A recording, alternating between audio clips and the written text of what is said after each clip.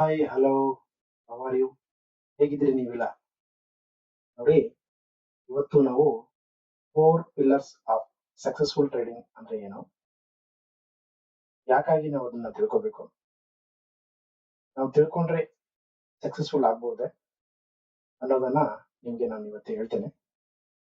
ನೋಡಿ, ಒಬ್ಬ ವ್ಯಕ್ತಿ ಸಕ್ಸಸ್ಫುಲ್ ಟ್ರೇಡರ್ ಆಗ್ಬೇಕಂದ್ರೆ ಈ 4 ಆಧಾರ ಸ್ತಂಭಗಳ ಬಗ್ಗೆ ತಿಳಿದುಕೊಳ್ಳುವುದು ತುಂಬಾನೇ ಇಂಪಾರ್ಟೆಂಟ್ ಆಗ್ತದೆ.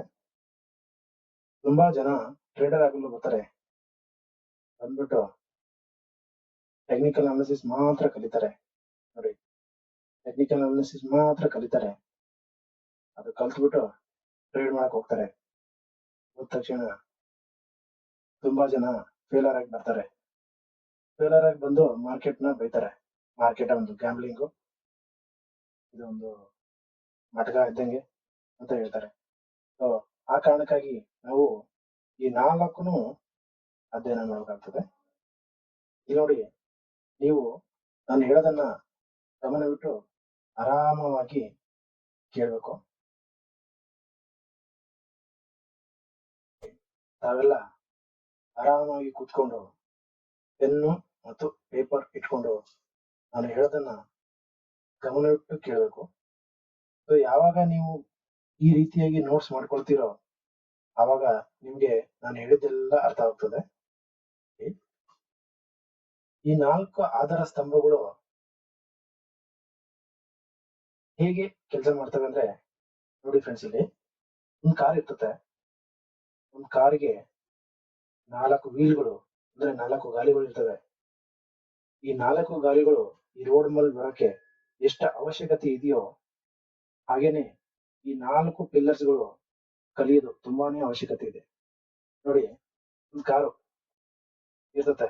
ಈ ಕಾರ್ ಏನ್ ಮಾಡ್ತೀರಿ, ನೀವು ರೋಡ್ ಮೇಲೆ ತರ್ತೀರಿ. ರೋಡ್ ಮೇಲೆ ತರ್ಬೇಕಂದ್ರೆ 4 ಗಾಲಿಗಳು ಅವಶ್ಯಕತೆ ಇರುತ್ತೆ. ನೀವೇನ್ ಮಾಡ್ತೀರಿ, ಈ ಒಂದು ಗಾಲಿ ತೆಗೆದು ಈ ಸೈಡಿಗೆ ಇರ್ತೀರಿ. ಇದನ್ನ ನಾವು ಟೆಕ್ನಿಕಲ್ ಅನಾಲಿಸಿಸ್ ಅಂತ ಕರಿತೀವಿ. ಸರಿನಾ? ಇದು ಯಾವಾಗ ತೆಗಿತೀರಿ, ಇದು ತೆಗೆದ ತಕ್ಷಣ ಈ ಕಾರು ಏನಾದ್ರೂ ರೋಡ್ ಮೇಲೆ ಹೋಗುತ್ತಾ? ಹೋಗಲ್ಲ ಅಲ್ವಾ? ಹಾಗೇನೆ ನೀವು ಟ್ರೇಡ್ ಮಾಡ್ಬೇಕಾದ್ರೆ ಈ ಟೆಕ್ನಿಕಲ್ ಅನಾಲಿಸಿಸ್ ಮಾತ್ರ ಕಲ್ತ್ರೆ ಸಕ್ಸಸ್ಫುಲ್ ಆಗಕ್ ಸಾಧ್ಯನಾ? ಆಗಲ್ಲ. ಸೊ ಹಾಗಾಗಿ ನಾವು ಇದನ್ನ ಕಲಿಬೇಕಾಗುತ್ತೆ. ಸೊ ಫ್ರೆಂಡ್ಸ್, ನಿಮ್ಗೆ ಇನ್ನೊಂದು ಎಕ್ಸಾಂಪಲ್ ಹೇಳ್ತೀನಿ. ನೋಡಿ, ಒಬ್ಬ ಬಾಡಿ ಬಿಲ್ಡರ್ ಇರ್ತಾನೆ. ಅವನು ಏನ್ ಮಾಡ್ತಾನೆ, ಜಿಮ್ಮಿಗೆ ಹೋಗ್ತಾನೆ. ಡೈಲಿ ಜಿಮ್ಮಿಗೆ ಹೋಗ್ತಾನೆ. ಹೋದಾಗ ಅವನು ಫಸ್ಟ್ ಮೊದಲು ಮಾಡೋದು ಏನು, ಬೈಸೆಪ್ಸ್ ಅಲ್ವಾ? ಈ ಬೈಸೆಪ್ ದಿನಾಲು ಮಾಡಿದ್ರೆ ಅವನಿಗೆ ಎಂಟೈರ್ ಬಾಡಿ ಬರುತ್ತಾ? ಅವನಿಗೆ ಬಾಡಿ ಬಿಲ್ಡರ್ ಅಂತ ಕರಿತೀವ? ಇಲ್ಲ ತಾನೆ.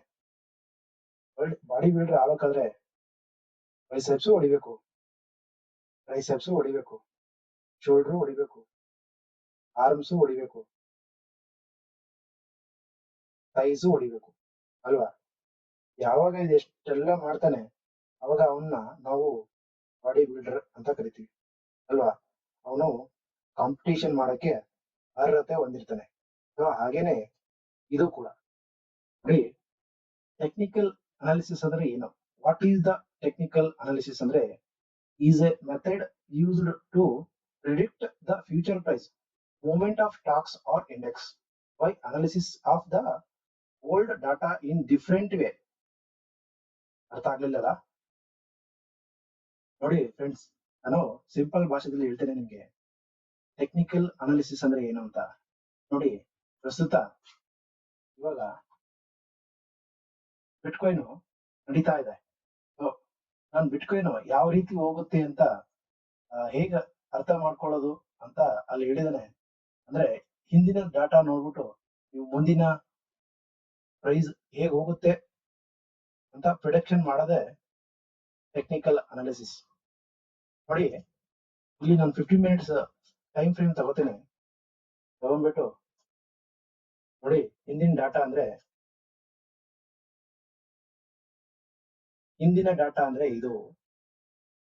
ಇದನ್ನ ನೋಡ್ಬಿಟ್ಟು ಮುಂದೆ ಯಾವ ರೀತಿಯಾಗಿ ಹೋಗ್ಬಹುದು ಪ್ರೈಸು ಅನ್ನೋದನ್ನೇ ನಾವು ಟೆಕ್ನಿಕಲ್ ಅನಾಲಿಸಿಸ್ ಅಂತ ಕರಿತೀವಿ. ನೋಡಿ ಫ್ರೆಂಡ್ಸ್, ಇಲ್ಲಿ ಟೆಕ್ನಿಕಲ್ ಅನಾಲಿಸಿಸ್ ಯಾವ ರೀತಿಯಾಗಿ ಎಷ್ಟು ಪ್ರಕಾರಗಳು ಇರ್ತವೆ ಅಂತಂದ್ರೆ ನೋಡಿ, ಈ ಕ್ಯಾಂಡಲ್ ಸ್ಟಿಕ್ ಮೇಲ್ ನೋಡಿ ಇಂಡಿಕೇಟರ್, ಈ ಪಕ್ಕದಲ್ಲಿ trend lines, support and resistance, ಇವೆಲ್ಲವೂ ನಾವು ಟೆಕ್ನಿಕಲ್ ಅನಾಲಿಸಿಸ್ ಅಂತ ಕರಿತೀವಿ. ಟೆಕ್ನಿಕಲ್ ಅನಾಲಿಸಿಸ್ ಅಲ್ಲಿ ಬಿಗ್ನರ್ ಏನ್ ನಾವು ಓದ್ಬೇಕು ಅಂತಂದ್ರೆ ತಿಳ್ಕೋಬೇಕು ಅಂದ್ರೆ ಮೊದಲಿಗೆ ಕ್ಯಾಂಡಲ್ ಸ್ಟಿಕ್ ಬಗ್ಗೆ ತಿಳ್ಕೋಬೇಕು, ನೆಕ್ಸ್ಟ್ ಸಪೋರ್ಟ್ ಅಂಡ್ ರೆಸಿಸ್ಟೆನ್ಸ್ ತಿಳ್ಕೋಬೇಕು, ಆಮೇಲೆ ಟ್ರೆಂಡ್ ಲೈನ್ ತಿಳ್ಕೋಬೇಕು, ಆಮೇಲೆ ಇಂಡಿಕೇಟರ್ಸ್ ಬಗ್ಗೆ ತಿಳ್ಕೋಬೇಕು. ಸೊ ನೀವು ಯಾವಾಗ ಇದು ತಿಳ್ಕೊಂತೀರೋ ಅವಾಗ ನಿಮಗೆ 20% ಅಷ್ಟು ಸಕ್ಸಸ್ಫುಲ್ ಸಿಗ್ತದೆ. ಐ ಹೋಪ್ ನೀವು ಈ ವಿಡಿಯೋಯಿಂದ ಸಾಕಷ್ಟು ಕಲ್ತಿದ್ರಿ ಅಂತ ಅನ್ಕೊತೀನಿ. ವಿಡಿಯೋವನ್ನು ಲೈಕ್ ಮಾಡಿ, ಹಾಗೆ ಶೇರ್ ಮಾಡಿ, ಸಬ್ಸ್ಕ್ರೈಬ್ ಮಾಡಿ. ಮತ್ತೆ ಮುಂದಿನ ವಿಡಿಯೋದಲ್ಲಿ ಸಿಗೋಣ.